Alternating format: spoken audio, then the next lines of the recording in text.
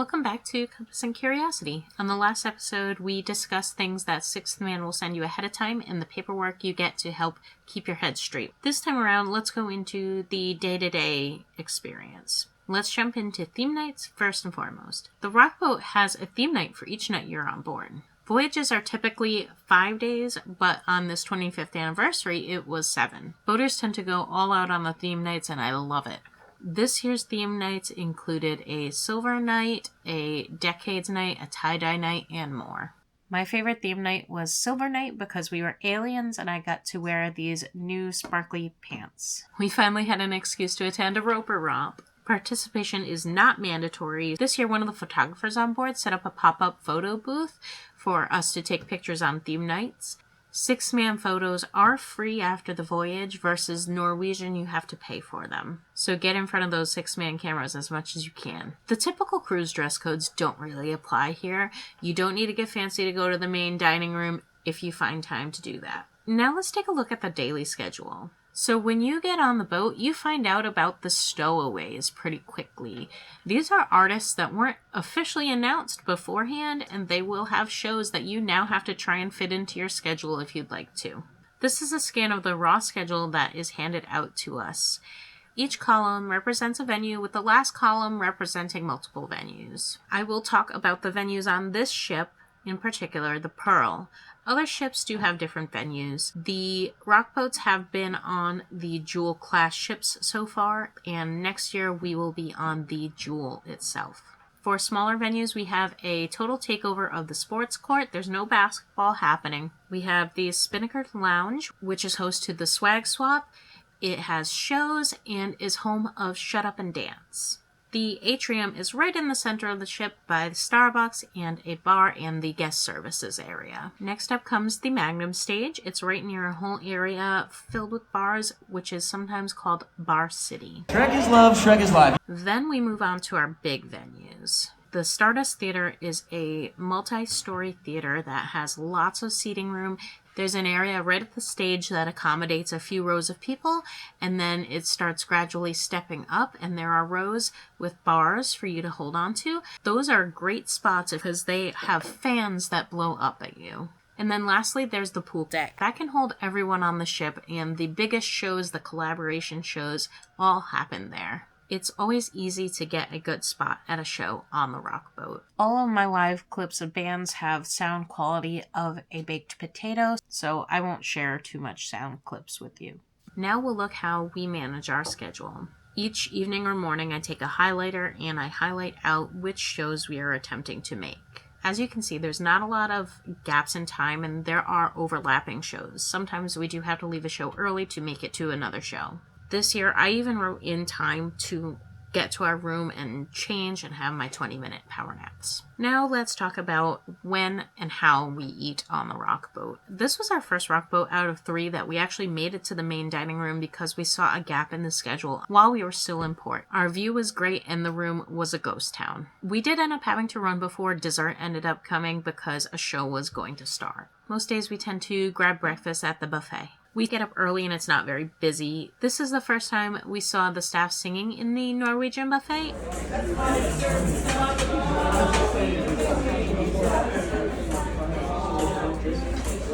And the first time we saw an artist do a pop-up show in the buffet.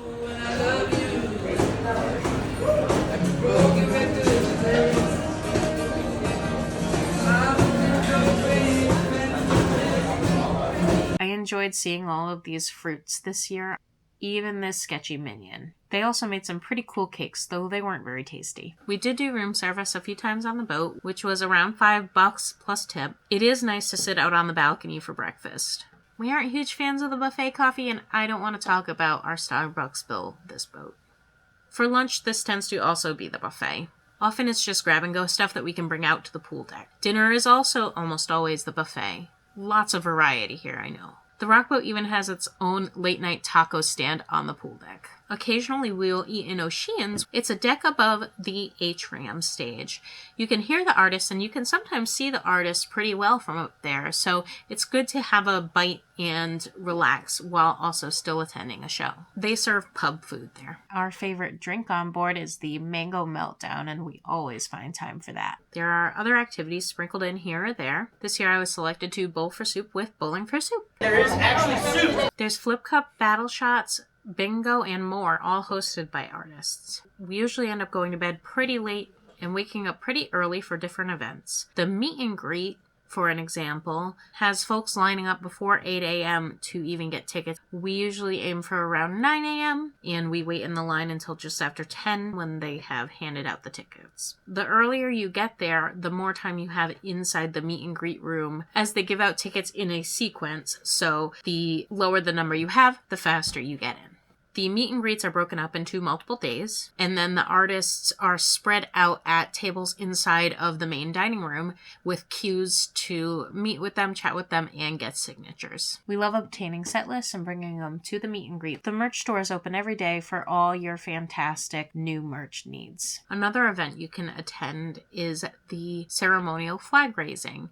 This is where rockboaters can sign a flag in memory of any rockboaters that have passed over the past year. And people say a few words, and it's very meaningful. I also fill in a lot of time by hiding and seeking ducks. Cruising ducks is a big thing. It's not huge on the Rockboat. Honestly, we find more miniatures than anything, but we have a great time playing along. This year we hid handmade clay ice cream and duck magnets. We did some resin ducks, and then we did some earrings and necklaces as well. So we talked about pop-up shows, and those will happen just about anywhere in public spaces. But what about the elusive unicorn of the cabin show? I've heard they don't even exist on most other Sixthman boats, so we're glad to have them. Our first 2 years we did not make it to any cabin shows, and this year we ended up making it to 2. To be clear, this is a sign of a cabin show, as well as this, but this is not a cabin show. In these shows, smaller artists will put on an acoustic, private performance inside of guest staterooms. When you attend, there is a tip hat that's passed around that goes towards the artist to thank them for doing this for us. It's a great way to help support the artists and see them in a closer knit setting. And before each day is done, there is a silent disco called Shut Up and Dance. Here you will get a pair of headphones as you walk in the door that has 3 channels, and you will have 3 DJs up at the stage. You can choose which channel you want to listen to, and everyone is on the same dance floor with different channels. And if you take your headphones off, you can hear a lot of people singing badly. They will have a bunch of guest DJs, including from the big bands. This year we made it on the night where Luke Spiller from the Struts was DJing, and the rest of the Struts showed up in the booth as well. Now, I could go on about Rockboat for hours, but here are a few more random tidbits. After you have attended 5 Rockboats, you get a pretty cool track jacket. After you have attended 10 Rockboats, you get a robe and you get to walk across the stage during the sail away show. Each also have their own special gatherings on the boat. In the next episode, we'll talk about our first port day on this voyage in St. Martin. Come check out what adventures we got up to that day. Please like and subscribe. Thanks!